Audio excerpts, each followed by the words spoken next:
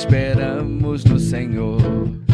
Nossa força nasce no Senhor, esperamos no Senhor, esperamos no Senhor. Ó Deus, Tu reinas sempre, Tu és nossa esperança. Tu és eternamente Deus, eternamente Deus. Tua força não se abala nunca. Tu és o nosso protetor, o Deus consolador. Em Ti seremos como águias.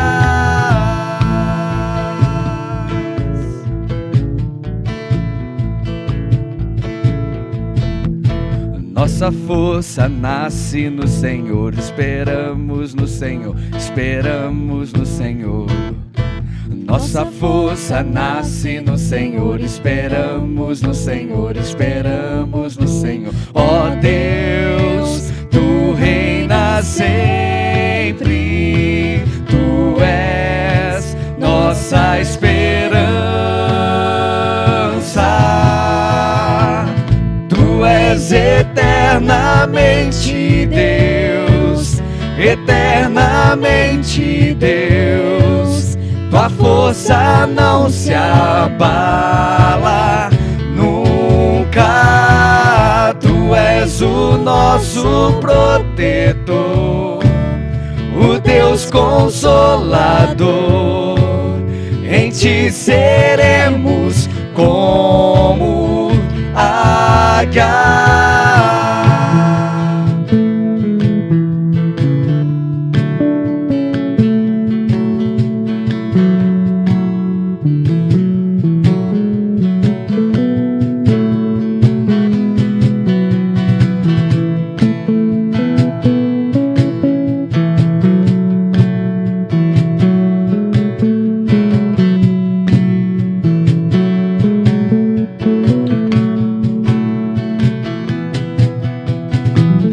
Nossa força nasce no Senhor, esperamos no Senhor, esperamos no Senhor.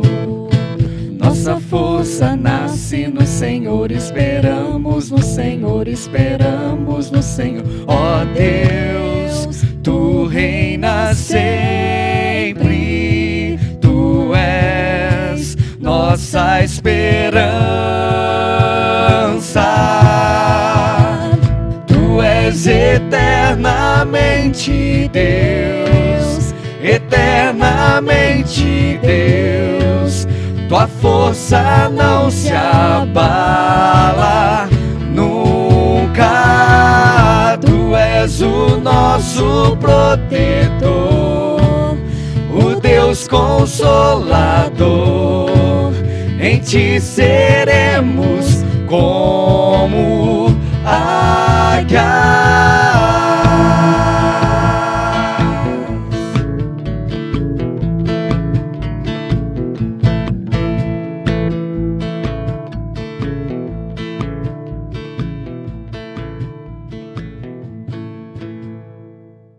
Boa noite, meus irmãos, graça e paz.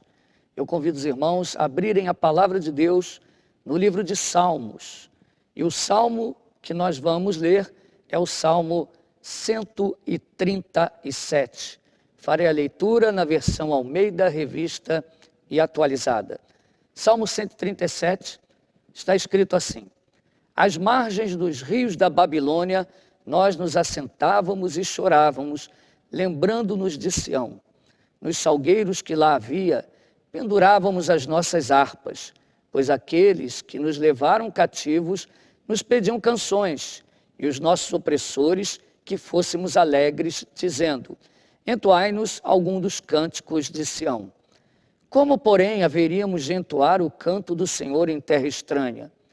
Se eu de ti me esquecer, ó Jerusalém, que se resseque a minha mão direita. Apegue-se-me a língua ao paladar, se me não lembrar de ti, se não preferir eu, Jerusalém, a minha maior alegria. contra os filhos de Edom, lembra-te, Senhor, do dia de Jerusalém. Pois diziam, arrasai, arrasai-a até os fundamentos. Filha da Babilônia, que hás de ser destruída, feliz aquele que te der o pago do mal que nos fizeste. Feliz aquele que pegar teus filhos e esmagá-los contra a pedra. Oremos. Senhor Deus, Pai eterno, quero clamar a Ti nesse momento, Senhor, tão difícil, em que nós estamos impedidos de nos reunir para adorar ao Senhor em igreja. Senhor, que esse período passe logo e as portas sejam abertas para que o Teu povo se reúna para cultuar o Teu nome. Peço a Ti que venha abençoar as famílias reunidas, aqueles que se encontram em seus respectivos lares, unidos em família para adorar o Teu nome. Que a Tua palavra, Senhor, venha trazer edificação a todos os meus irmãos. Senhor, consola o nosso coração, fortalece a nossa vida e nos dá, Senhor, o desejo de congregarmos, de nos reunirmos novamente. Em nome de Jesus. Amém. Meus queridos irmãos, nós fizemos aqui a leitura de um salmo. O salmo número 137, que faz parte de um conjunto do livro de Salmos. Esse livro é de enorme significância para a nação de Israel e para a igreja do Senhor. Neste livro estão refletidos os ideais de piedade religiosa, comunicação com Deus, a tristeza pelo pecado e o arrependimento, a busca de santidade, o andar com o Senhor em meio às lutas, a confiança em Deus, a obediência ao Senhor, a adoração a Deus e a comunhão com os santos, dentre tantas outras coisas importantes para nós que fazemos parte do povo eleito de Deus. Conforme destaca C.S. Lewis, os salmos são poemas, e poemas cuja intenção era que fossem cantados. O título hebraico do livro, Terrelim, que significa cânticos de louvor, retrata esta verdade. Os salmos foram escritos como hinos de adoração a Deus. A sua importância pode ser notada no fato de que o livro de Salmo é o livro mais citado no Novo Testamento. O livro de Salmos aparece nas páginas do Novo Testamento com grande frequência. Isso o torna de relevância ímpar. Certamente ele foi utilizado pela igreja primitiva como inário e também como livro de orações, padrão de oração que era feita pelo povo de Deus. Ele ocupou um lugar de destaque na vida e nos ensinos de nosso Senhor e Salvador Jesus Cristo. Foi o livro de orações que ele usava no culto nas sinagogas e o inário utilizado nas festividades religiosas do templo. Ele, nosso Senhor Jesus, o empregou em suas instruções, cantou o Halel por ocasião da última ceia, citou-o na cruz e morreu com as palavras dos salmos em seus lábios. O livro também é chamado de Saltério do Segundo Templo, por ter sido usado na adoração do povo de Israel no período pós-exílio, quando Israel encerrou o exílio na Babilônia, quando Deus libertou o povo de Israel após 70 anos de cativeiro. Esse livro, o livro de Salmos, foi usado como um livro de adoração no Segundo Templo.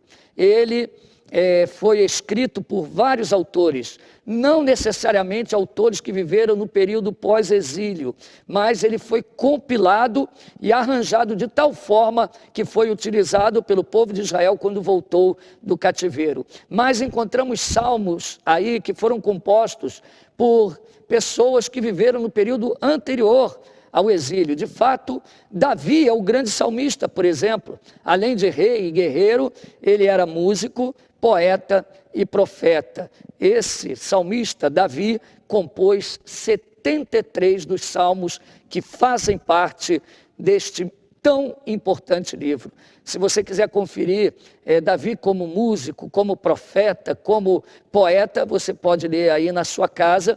1 Samuel, capítulo 16, versículo 14, 2 Samuel, capítulo 1, versículo 17, capítulo 3, versículo 33, também o livro de Atos dos Apóstolos, o capítulo 2, versículos 29 a 31, e o próprio livro de Salmos, o Salmo 16, versículo 10. Outros autores compuseram salmos. Podemos citar Asaf, os filhos de Coré, Emã, Etã e até mesmo Salomão e Moisés, em um tempo bem anterior. Outros salmos são anônimos. Existem salmos compostos por orações que solicitam bênção e proteção de Deus. Outros que apelam por livramento em tempos de enfermidade, guerra e perigos. Temos salmos de confissão de fé, pedidos de perdão, sabedoria, arrependimento, intercessão, salmos de ações de graças e salmos imprecatórios. Sobre esses salmos, eu quero fazer uma observação. Sem dúvida, o conjunto de salmos mais intrigantes, vamos assim dizer, são os salmos imprecatórios, visto que, em um primeiro momento, eles parecem ser uma contradição em relação aos ensinos de Cristo e das epístolas. Esses salmos contêm um grande desejo de vingança, pedido de juízo e até mesmo algumas maldições. Daí o nome salmos imprecatórios. Mas precisamos entender estes salmos dentro de um contexto, a fim de que não venhamos a confundir o seu real significado. As imprecações são a resposta do salmista às imprecações dos inimigos de Israel, dos inimigos de Deus. Veja como exemplo o Salmo 31, 67, 89 e o 123. Existem muitos salmos imprecatórios, inclusive imprecações que estão contidas em muitos salmos conhecidos, como, por exemplo, o Salmo 23.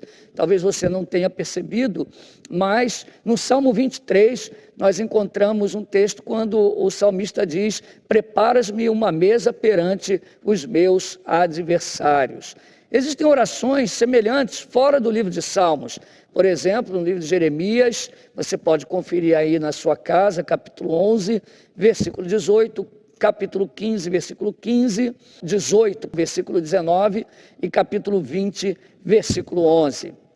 Um salmo que traz de forma mais explícita o pano de fundo para entendermos essa questão dos salmos imprecatórios e o seu contexto, pode ser o Salmo 139, especialmente os versículos 21 e 22. Acompanhe comigo a leitura do Salmo 139, versículos 21 e 22, que diz o seguinte: "Não aborreço eu, Senhor, os que te aborrecem, e não abomino os que contra ti se levantam. Aborreço-os com ódio consumado, para mim são inimigos de fato". Repare nessas palavras que a questão não está em algo pessoal do salmista, mas ele aborrece aqueles que aborrecem a Deus. Ele aborrece aqueles que aborrecem a obra de Deus. Ele tem como inimigo aqueles que são inimigos de Deus. Em outras palavras, os salmistas não são motivados por desejo de vingança pessoal nos salmos imprecatórios, mas sim pelo zelo ao nome do Senhor. A sede de justiça inflamava no coração dos salmistas quando eles escreviam. Os inimigos aqui são os inimigos de Deus e não o inimigo pessoal. São inimigos de sua obra. Jamais se trata de uma briga pessoal. A oração pela vingança é a oração pelo cumprimento do juízo de Deus. Quando o salmista ele ora nesses salmos, ele está, na verdade, implorando pelo cumprimento do juízo de Deus, a vingança do Senhor. O salmo em pauta, que é o Salmo 137, esse que nós vamos expor agora para os irmãos, ele contém imprecações em sua última parte. Daí eu achei necessário falar um pouco sobre isso agora em nossa introdução. E para encerrarmos aqui essa parte, eu quero fazer um resumo, um esboço que conduzirá a nossa exposição. Primeiramente, nós vamos falar nos versículos 1 e 4, a primeira parte desse salmo, que eu vou dividir em 3. A primeira parte compõe os versículos 1 e 4, que fala sobre a tristeza por estar distante de Deus, distante do Senhor. Nessa parte, o salmista lembra a tristeza do povo de Israel por estar separado de Jerusalém. Na segunda parte, os versículos 5 e 6, o salmista lança uma maldição, daí ser um salmo imprecatório, ele lança uma maldição sobre si mesmo. Repare que ele se refere a si mesmo nos versículos 5 e 6. E nos versículos 7 a 9, o salmista lança uma maldição sobre os seus inimigos, né? Ele amaldiçoou os seus inimigos, e nós vamos ver que isso aí está relacionado ao contexto que nós vamos aí estudar. Bom, primeiramente os versículos 1 e 4, diz assim o texto: às margens dos rios da Babilônia, nós nos assentávamos e chorávamos, lembrando-nos de Sião. Nos salgueiros que lá havia, pendurávamos as nossas harpas, pois aqueles que nos levaram cativos nos pediam canções, e os nossos opressores que fôssemos alegres, dizendo: entoai-nos alguns dos cânticos de Sião. Como, porém, haveríamos de entoar o canto do Senhor em terra estranha? Meus amados, após o regresso do exílio, 70 anos depois, o salmista aqui, ele lembra da tristeza que o povo de Israel sentia quando estava no exílio. Eu quero lembrar um pouco a vocês que Israel foi levado para o cativeiro devido à sua apostasia, devido à sua desobediência. Os sacerdotes haviam se corrompido. Os juízes recebiam dinheiro para dar as suas sentenças. Nós vemos aí que os reis também se apartaram de Deus. E o povo já não se importava tanto com o culto. Eles já não se importavam mais com a palavra de Deus, com a lei do Senhor. Por causa disso, Israel foi advertido várias vezes pelos profetas. Os profetas falavam que Israel seria levado para o cativeiro, que Israel pagaria caro pela sua apostasia, e os profetas chamavam o povo de Israel ao arrependimento, convidava aquele povo a se arrepender dos seus pecados. Porém, a despeito da destruição iminente, o povo não se arrependia. Muitos profetas foram perseguidos, torturados e até mesmo mortos por causa da rebelião do povo. Até que a destruição veio. Nabucodonosor, ele invade Jerusalém, a cidade é queimada, o muro, as muralhas de Jerusalém são colocadas abaixo, houve muitas mortes, o templo é queimado e destruído, e uma parcela da população é levada para o cativeiro. Muitos morreram, e a morte foi trágica. Eles tiveram um cerco na cidade e ninguém podia entrar nem sair. Houve falta de alimento, falta de água.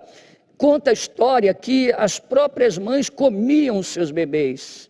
O povo da Babilônia era um povo extremamente cruel, e eles foram cruéis com os judeus.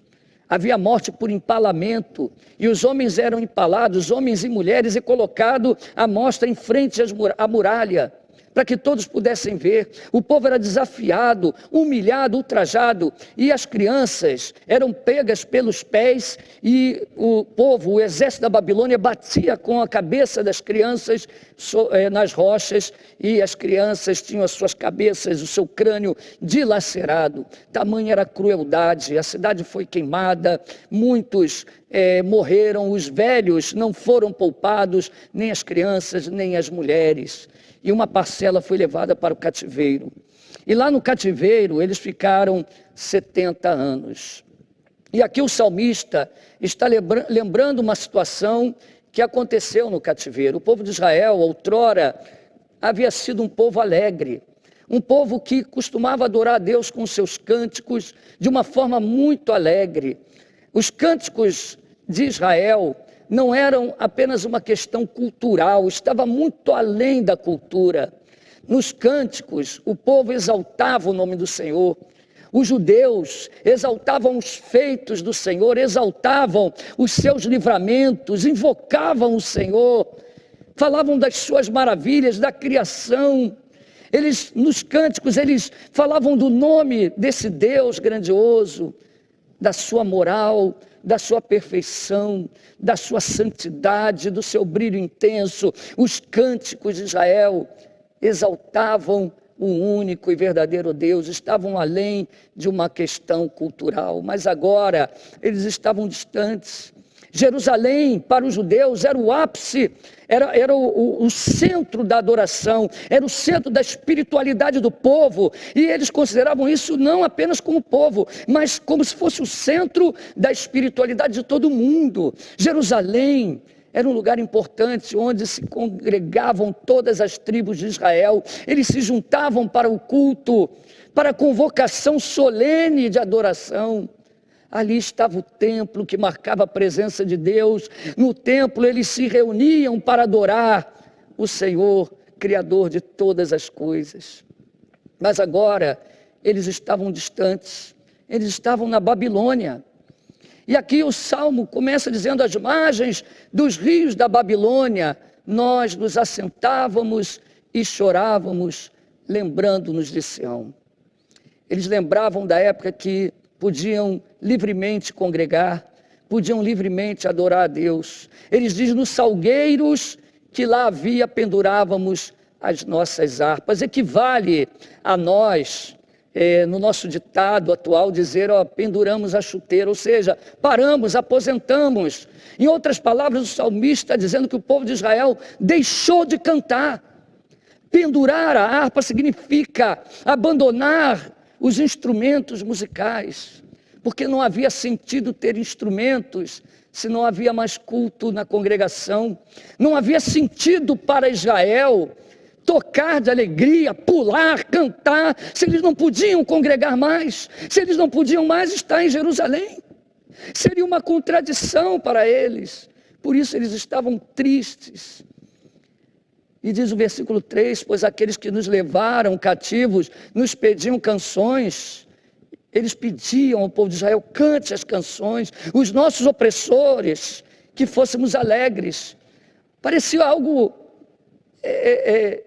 completamente sem noção.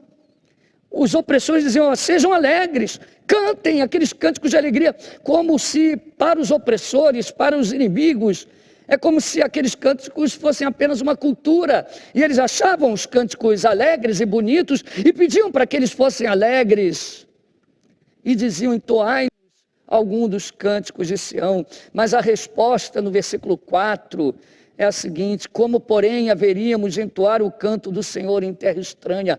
Veja se tem cabimento nos alegrarmos distantes uns dos outros, distantes da nossa cidade, distantes do templo.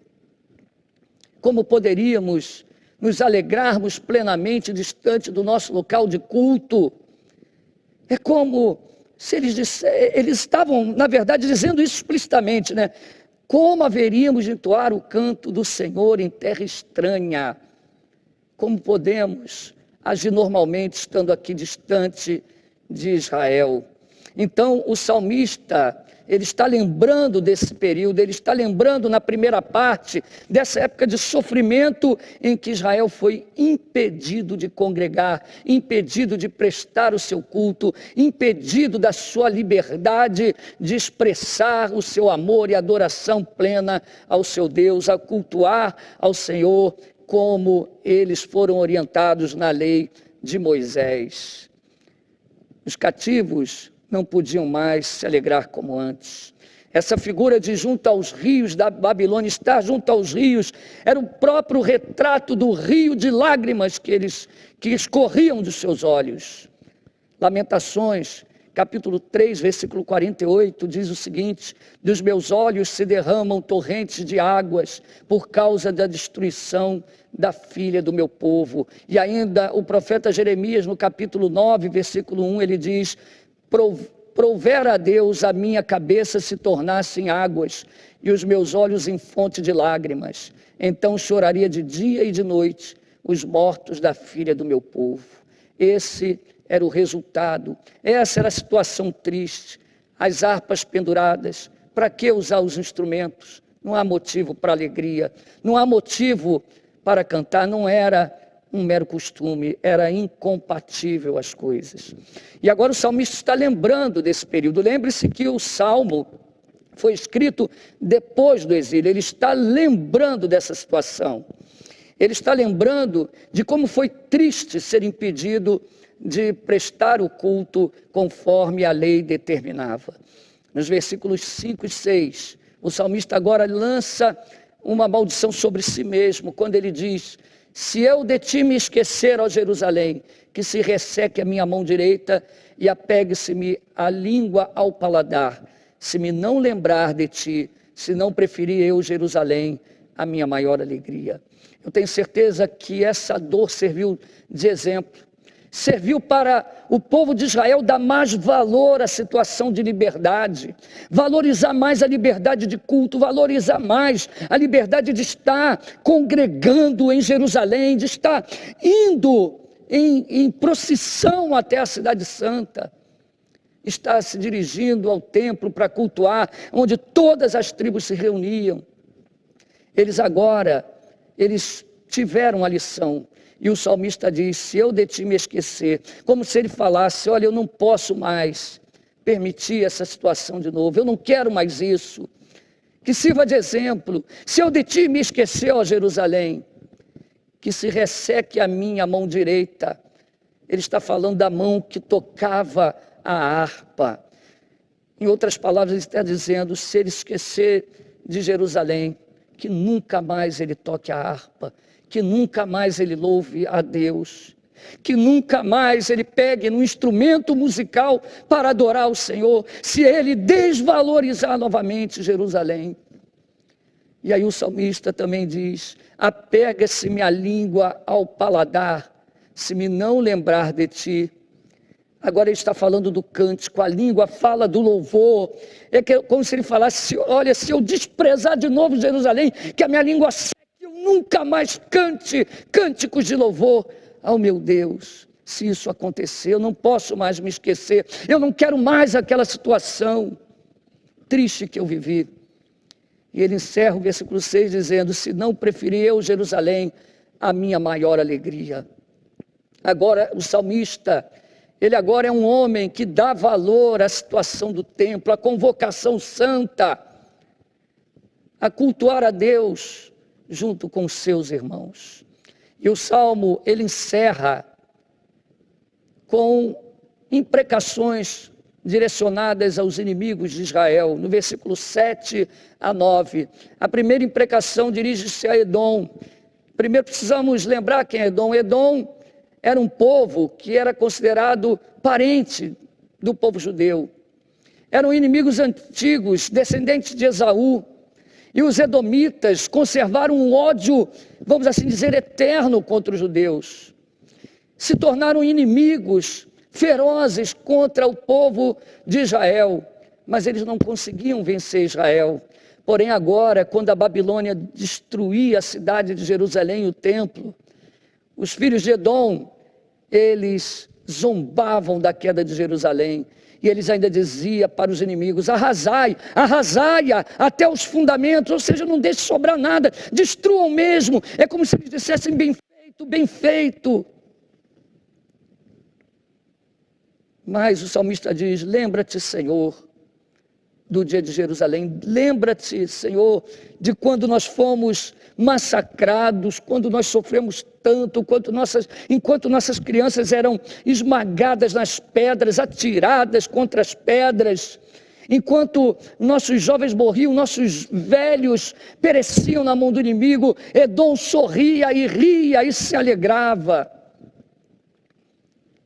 Agora ele se dirige à Babilônia, não poderia faltar a Babilônia. Nos versículos 8 e 9, o salmista usa termos até bem fortes e pesados, se referindo à Babilônia, quando ele diz: filha da Babilônia, que hás de ser destruída, feliz aquele que te der o pago do mal que nos fizeste. Feliz aquele que pegar teus filhos e esmagá-los contra a pedra. Na verdade, eles estavam pedindo vingança. Na verdade, aquilo é o que havia acontecido com o povo de Israel. Eles invocavam o Senhor que poderia vingar a Israel. Eles invocavam o juízo de Deus, a ira de Deus sobre o pecado daquele povo que foi cruel demasiadamente sobre os filhos de Israel. E aí, esse texto, ele está de acordo, por exemplo, com o texto de Isaías 47:6, que diz: muito me agastei contra o meu povo, profanei a minha herança e a entreguei na tua mão, porém não usaste com ela de misericórdia, e até sobre os velhos fizeste muito pesado o teu jugo. Veja bem que a destruição da Babilônia já havia sido predita.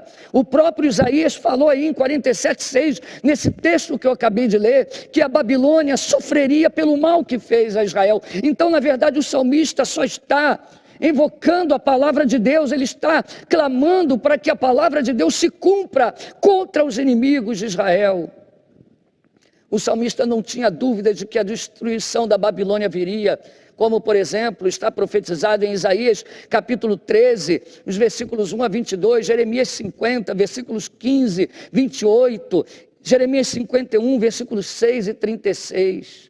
Nós vemos aí que está em foco a palavra de Deus. Os problemas que nós temos com esse texto são da nossa compreensão e não da revelação em si, porque é a palavra de Deus. A destruição daquelas crianças já havia sido profetizada por Isaías no capítulo 13, versículo 16, quando ele diz: suas crianças serão esmagadas perante eles, a sua casa será saqueada e sua mulher violada. O salmista reafirma apenas aquilo que já havia sido predito. Ele afirma a bem-aventurança sobre aquele que for instrumento do Senhor para cumprimento da palavra de Deus. Nós vemos aí que os filhos de um povo perverso sofreriam as consequências da perversidade dos seus pais. Aqui não está em jogo a questão da salvação, mas os efeitos. Obviamente que os efeitos do pecado arrastam outros consigo em sua retribuição.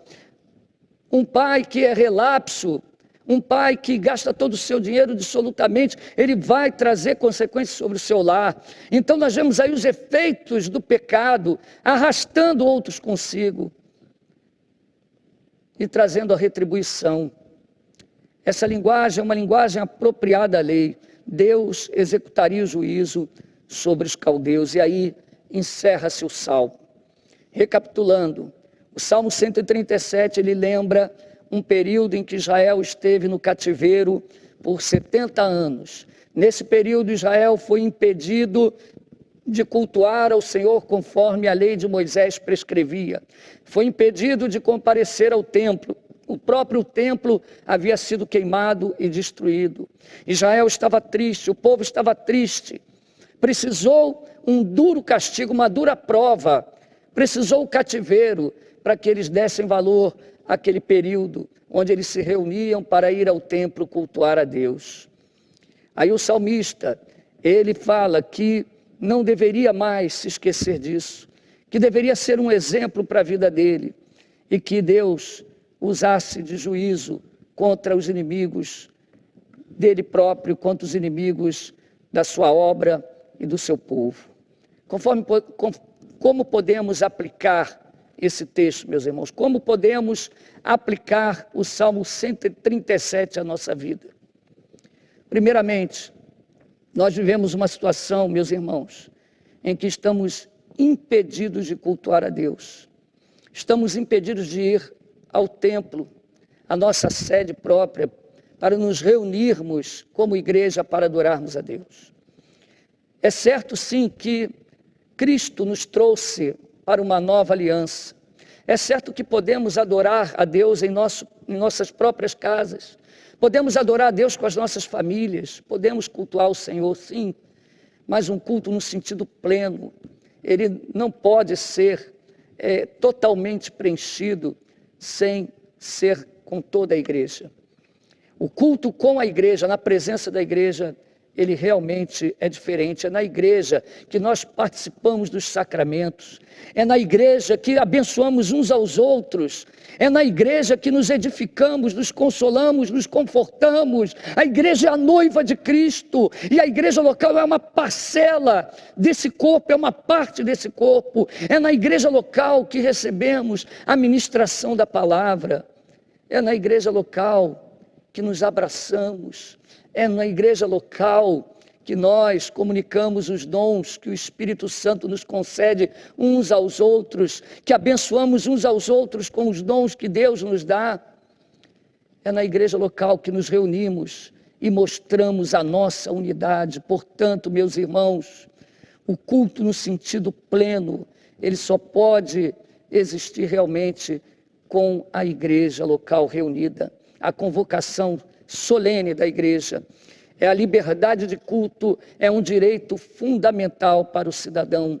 Então, a primeira aplicação é que nós estamos impedidos de cultuarmos ao Senhor. Segunda aplicação é que, como Israel esteve impedido no cativeiro, eles deveriam estar tristes. Eles se entristeciam, na verdade, por essa distância. A tristeza pela distância do local de culto era algo que perturbava os israelitas, ao ponto deles não cantarem, deles não tocarem mais, deles pendurarem a harpa, deles dizerem, é uma contradição entoarmos cantos de alegria estando distantes da congregação. Por um lado, eles continuavam sendo o povo de Deus, mas por outro, a sua alegria não era plena e eles estavam tristes por essa situação, principalmente porque eles estavam distantes devido aos seus próprios pecados. Meus amados, da mesma forma, eu quero dizer que a igreja precisa se entristecer profundamente com essa situação, não podemos nos conformar. Meus irmãos, eu estou aqui nessa igreja, a igreja vazia, estou pregando com cadeiras vazias para as paredes. Obviamente, entre aspas, porque vocês estão ouvindo a mensagem e muitos estão ouvindo essa mensagem. Mas eu vou dizer que eu estou extremamente triste. Triste não poder olhar para os olhos de vocês, por não passar meus olhos no rebanho, nas ovelhas, por não receber o carinho de vocês, não poder transmitir carinho a vocês pessoalmente, por não podermos partilhar dos nossos dons e talentos uns com os outros. Uma coisa é eu pregar com essa casa cheia. Uma coisa é eu pregar com essas cadeiras cheias. Outra coisa é eu pregar nesta casa vazia. Eu estou triste e eu gostaria que todos vocês estivessem tristes realmente com isso. Terceiro, o salmista, ele tem isso como um exemplo para que dê valor à congregação. E eu quero dizer, você deve dar valor, que isso sirva de exemplo e de reflexão. Você já imaginou se um dia estivéssemos debaixo de uma perseguição e não pudéssemos nunca mais nos reunir aqui nesse lugar? Será que isso não te incomoda? Que sirva de exemplo, especialmente para aqueles que não fazem questão de comparecer aos cultos, que têm a oportunidade de estar na igreja, mas não fazem um pingo de questão de estar reunido com os irmãos. Quarto ponto, Deus executou vingança sobre os pecados. Meus amados, esse salmo, de uma forma interessante, ele também aponta para a cruz, porque Deus ouviu, de certa forma, essas orações, ele aplicou a justiça, ele derramou a sua ira sobre Jesus Cristo na cruz do Calvário e exerceu a vingança sobre todos os pecados. Cristo levou os meus pecados para que eu tivesse vida. E da mesma forma, a última aplicação é que Deus derramará a sua ira sobre toda a impiedade dos homens maus. Aqueles que não creem em Jesus e permanecem em sua impiedade, com seu coração impenitente, certamente levarão sobre si o juízo de Deus. Meus amados, quando nós pensamos, estamos na graça, devemos orar pelo arrependimento e pela conversão. Sim, nós devemos orar para que o ímpio se arrependa. Devemos orar pela conversão dos nossos inimigos, abençoar aqueles que nos amaldiçoam. orar pelos que nos perseguem. Esta é a lei de Cristo, porém não podemos dissociar isso de um sentimento de que os pecados permanecerão impunes. Ao mesmo tempo, precisamos ter sede de justiça. Jesus Cristo, ele diz no Sermão do Monte: bem-aventurado aquele que tem fome e sede de justiça. Você deve se incomodar com as injustiças que nos envolvem, que estão ao nosso redor, e deve também clamar sim, para que o Senhor faça justiça ao seu povo, justiça aos crentes que são mortos nos países onde há perseguição. Que o Senhor faça justiça sobre o sangue dos seus servos. Que o Senhor venha e que a sua graça, a sua santidade e perfeição sejam notórias. Por um lado, oramos pelo arrependimento e abençoamos aqueles que nos perseguem, mas por outro, nós também clamamos e invocamos ao Senhor para que o seu juízo venha sobre a terra, a sua justiça, pois bem-aventurado é aquele que tem fome e sede de justiça.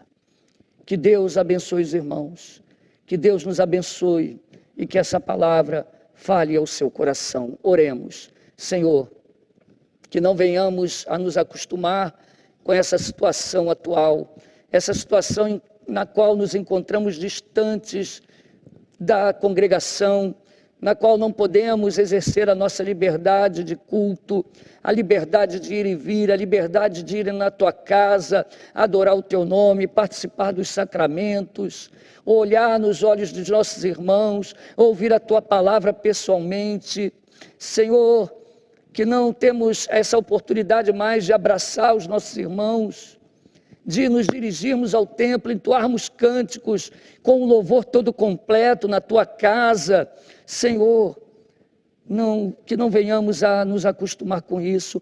Põe um desejo, Senhor, no coração dos irmãos, que estejamos tristes por isso, que por um lado possamos nos reunir em família e continuarmos cultuando, porque não podemos ser impedidos de te amar e te adorar.